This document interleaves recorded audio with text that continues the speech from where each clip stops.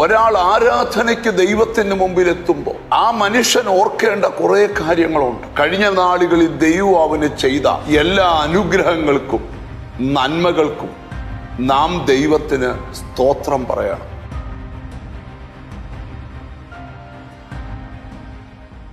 ലേവ്യ പുസ്തകം 22-ാം അധ്യായം 29-ാമത്തെ വചനം. യഹോവയ്ക്ക് സ്തോത്രയാഗം അർപ്പിക്കുമ്പോൾ അത് പ്രസാദമാകും വണ്ണം അർപ്പിക്കണം.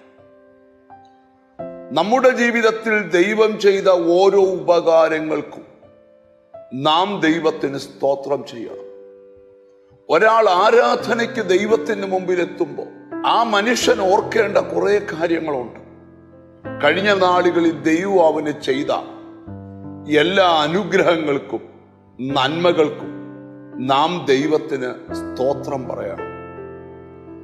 50-ാം സങ്കീർത്തനം 23-ാമത്തെ വാക്യം നമ്മളെ പഠിപ്പിക്കുന്നു, സ്തോത്രമെന്ന യാഗം അർപ്പിക്കുന്നവൻ എന്നെ മഹത്വപ്പെടുത്തുകയാണ്. അപ്പൊ സ്തോത്രം ഒരു യാഗമാണ്.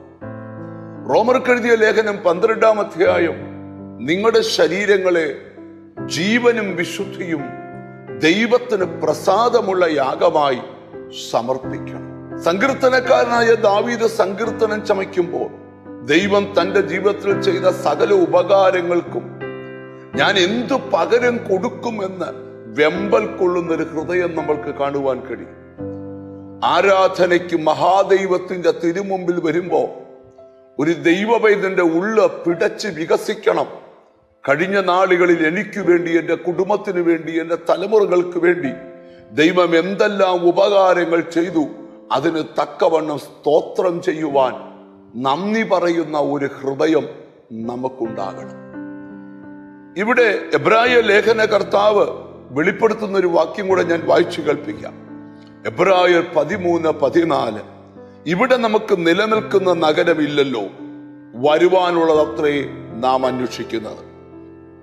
അതുകൊണ്ട് അവൻ മുഖാന്തരം നാം ദൈവത്തിന് അവന്റെ നാമത്തെ ഏറ്റുപറയുന്ന അധരഫലം എന്ന സ്തോത്രയാഗം ഇടവിടാതെ അർപ്പിക്കണം.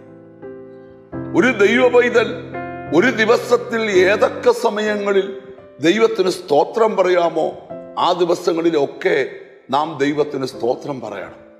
സ്തോത്രയാഗം അർപ്പിച്ചാൽ അത് ദൈവത്തിന് പ്രസാദമാകും വണ്ണം അർപ്പിക്കണം. എന്താണ് ഇന്നത്തെ സന്ദേശം? ഈ ദിവസങ്ങളിൽ നിനക്ക് സ്തോത്രം പറയാനുള്ള വക ദൈവം ഒരുക്കി തരാൻ പോവാം. ഇന്നലകളിൽ നടത്തിയതോർത്ത് നീ സ്തോത്രം പറയുമ്പോൾ നാളുകളിൽ നിന്റെ ലൈഫിൽ നടക്കാൻ പോകുന്ന അത്ഭുതം ശ്രേഷ്ഠമായിരിക്കും.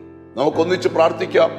കാരുണ്യവാനായ ദൈവമേ, സ്വർഗസ്ഥ പിതാവേ, കഴിഞ്ഞ നാളുകളിൽ ദൈവം ചെയ്ത വലിയ ഉപകാരങ്ങൾക്ക് ഞങ്ങൾ നന്ദി പറയുക കർത്താവേ. അങ്ങയ്ക്ക് സ്തോത്രം ചെയ്യുന്നു കർത്താവേ.